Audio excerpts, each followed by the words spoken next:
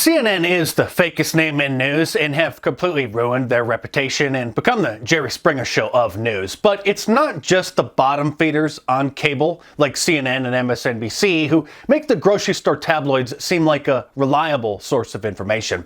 The legacy television networks are also causing Walter Cronkite to roll over in his grave. One of the most shocking examples of fake news was when NBC aired a story about General Motors trucks having faulty gas tanks that could rupture if they got into an accident and possibly explode. While this was a real concern, NBC actually staged a scene where they crashed a car into the side of a GM truck and blew it up. It turns out that NBC producers not only put the wrong gas cap on the truck so it would pop off, causing fuel to squirt out, but they also attached lit flares underneath the car that crashed into the truck, so when fuel spilled out of the tank, it caught on fire and blew up. The scene was dramatic, with a huge fireball engulfing the two vehicles, and news of the exploding gas tanks was now everywhere, but General Motors was suspicious and obtained the vehicles from the junkyard and had them forensically analyzed. GM sued NBC after the analysis revealed what actually happened, and NBC later admitted they staged the whole thing. Another embarrassing and unethical blunder was accidentally exposed live on air when a reporter was shown in a canoe rowing down the middle of flooded streets in New Jersey after heavy rain. As soon as she began her segment, the live shot looked like she was in 6 feet of water in the middle of the suburb, but then two men came walking by directly in front of her, showing the water was only ankle deep. Looking bewildered, anchor Matt Lauer asked what just happened, and the staff in the New York studio could be heard laughing off camera. Years later, Jimmy Fallon asked Matt Lauer about the incident when he was a guest on The Tonight Show, but he didn't want to talk about it. NBC has a history of deceptively editing people's comments, which causes them to be misrepresented to the audience. One of the most well-known examples of this is when they edited George Zimmerman's call to 911 just before he got into an altercation with Trayvon Martin and ended up fatally shooting him. NBC's version of the call had Zimmerman on the phone with the 911 operator saying this. This guy looks like he's up to no good. He looks black. Did you see what he was wearing? Yeah, a dark hoodie. The actual conversation, however, went like this. This guy looks like he's up to no good, or he's on drugs or something. It's raining and he's just walking around looking about.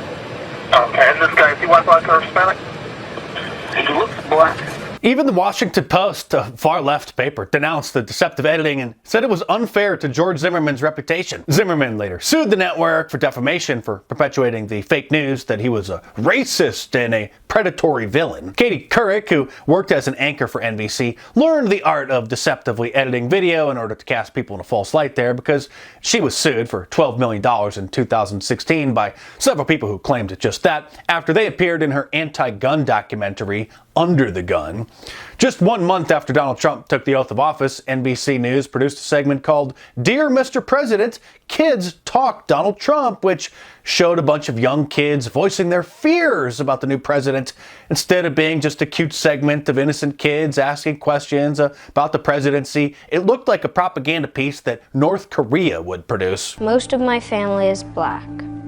I'm afraid that you're going to hurt some of us blacks. I want you to know that I don't like your definition of American because I don't seem to fit within it. Some of my friends are really scared about you building a wall and the travel ban because a lot of their families live in different places.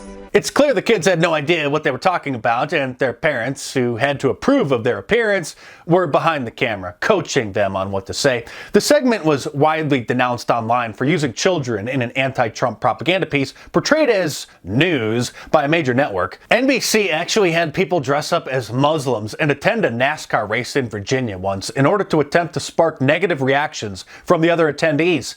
NASCAR fans, as you're probably aware, are often stereotyped as racist rednecks, so NBC thought they could easily find a few drunk hicks who would give dirty looks to the Muslims. But when their stunt was discovered, many people denounced NBC for violating journalistic ethics. A NASCAR spokesperson said, quote, "It is outrageous that a news organization of NBC's stature would stoop to the level of going out to create news instead of reporting news. The segment never aired, likely because they didn't get the negative reactions that they had hoped for. This is the same network that still employed Brian Williams, even after his admittedly false claims about being under enemy fire while covering the Iraq War.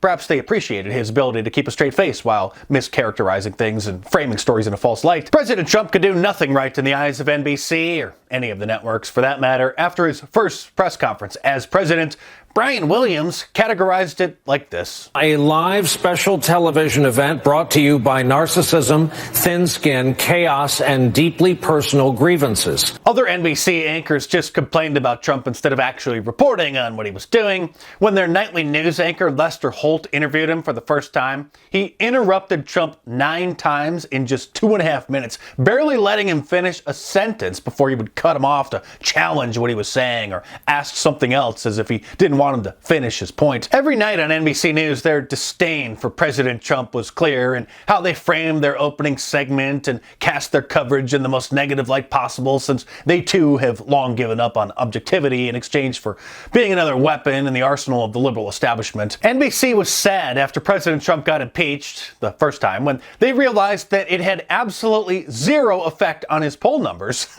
It's bizarre to think that he's getting cheers on Battle Creek, Michigan on the same night he is literally getting impeached on the floor of the House.